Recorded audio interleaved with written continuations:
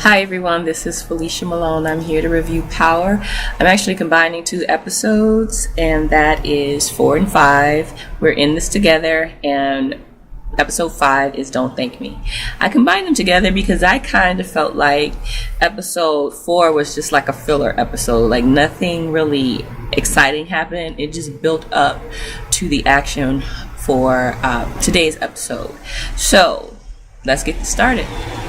To begin, Proctor gets fired because he is both James and St. Patrick's lawyer, and during episode 4 they basically brought an offer on the table to say if James flipped on Tommy, he could prevent his wife from having to testify, and then Angela's like, I'll give you, as much leniency as possible, although she wasn't authorized to even make that deal. He doesn't take it, and when all of this gets out, essentially Mock brings it up to the judge, and he has Proctor thrown off the case. Now Terry's the lead prosecutor. I'm sorry, the lead lawyer for James. I forget what they're called, but yeah, he's stuck with Terry Silver. So when we begin this episode, Angela's running, and she's running with her sister Paz, and she confesses to her that she believes that James is innocent. And she believes this because during episode 4, Proctor, after he got fired, he went to visit her, and he basically is like, it's not his gun, he's innocent, and every risk he's ever taken, he's taken for you.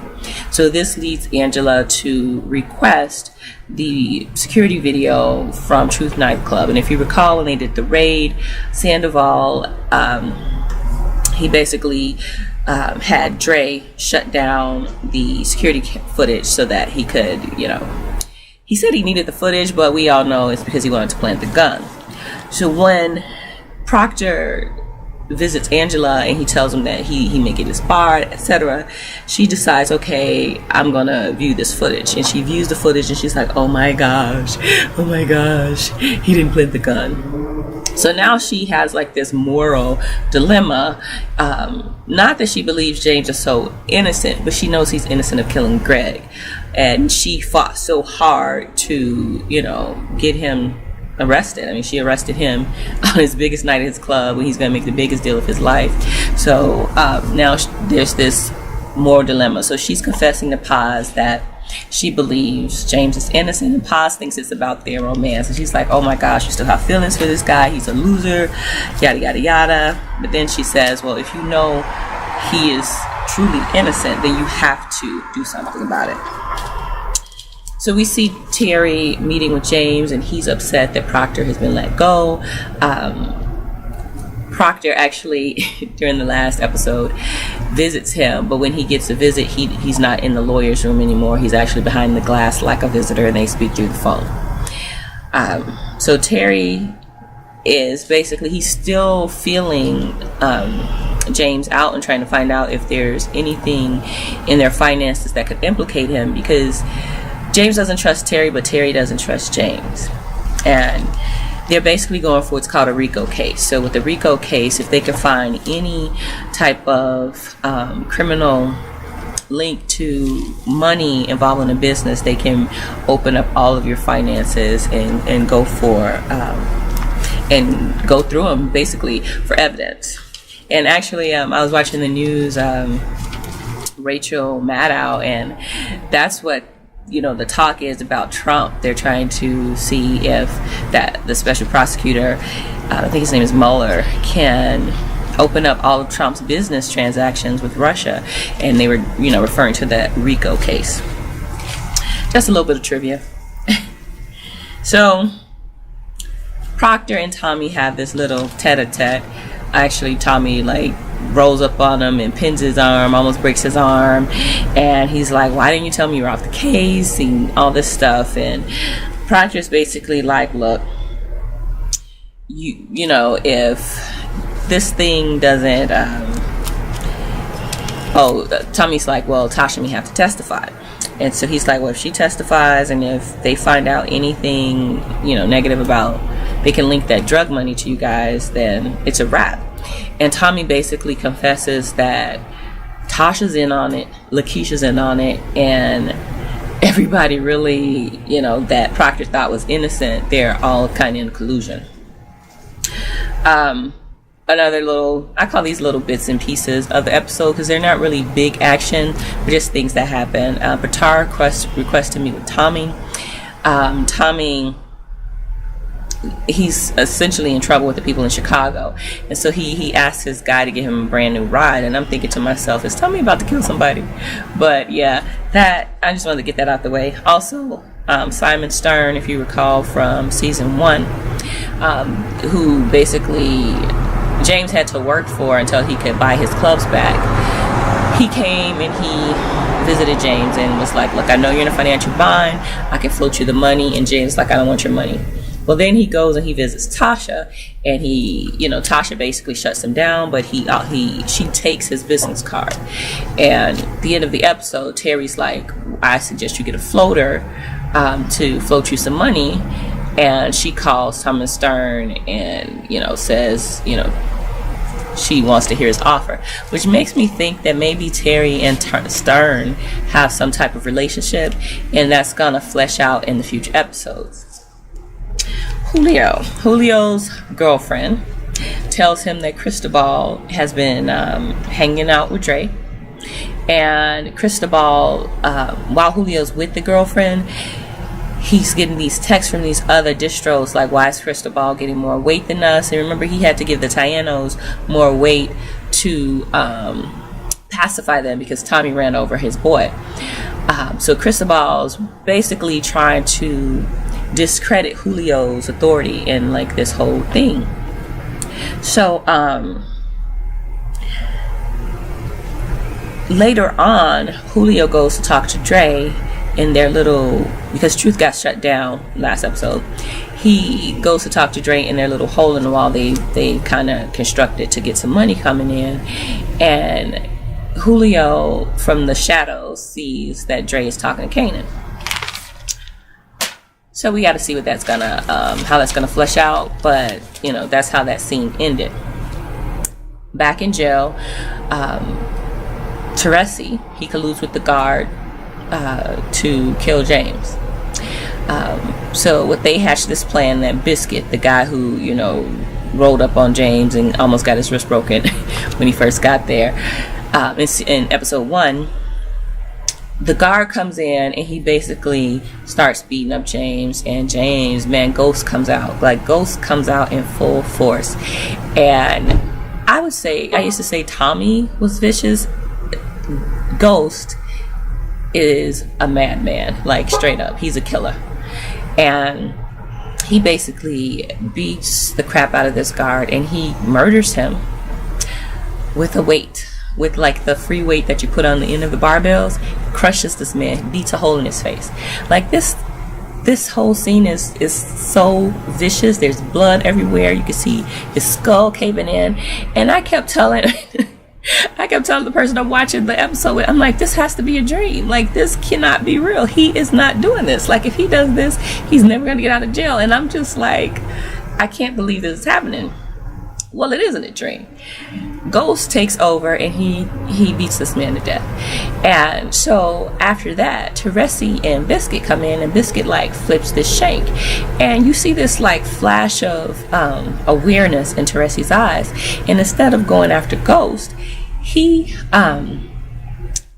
puts Biscuit in a chokehold. He says, change your plans, and he kills this dude.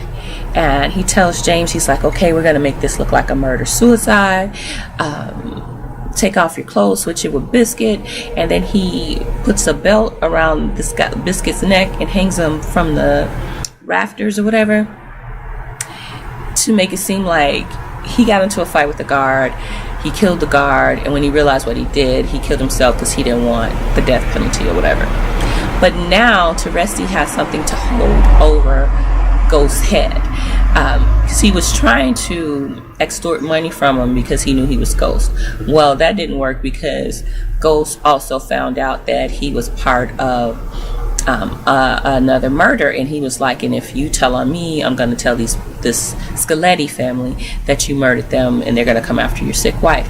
Well, now he has something even stronger to hold over Ghost's head, and basically all he asks of Ghost is that he gives Tommy this cell phone. So we're going to table that discussion for a moment.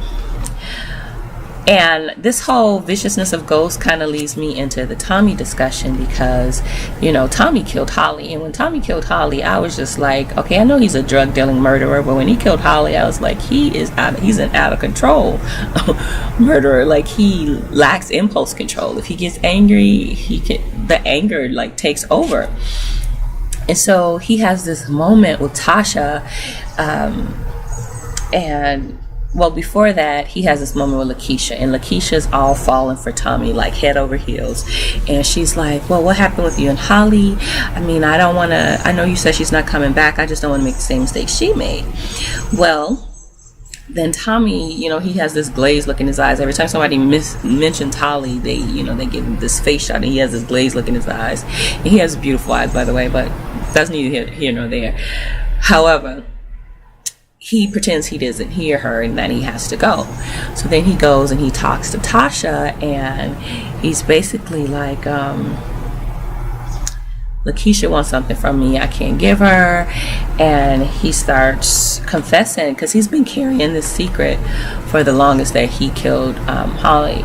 And he confesses to Tasha that that's what happened, and he didn't know about the baby. And, you know, Tasha is all conflicted with how she feels, because, you know, she and Holly had become friends. Well, he tells her about how Holly, you know, went to the Jamaicans trying to kill Ghost, because he couldn't do it. Lobos wanted him to kill him, and he couldn't do it, so Holly tried to do it himself. He's like, I never would have put hands on her if I'd known about the baby.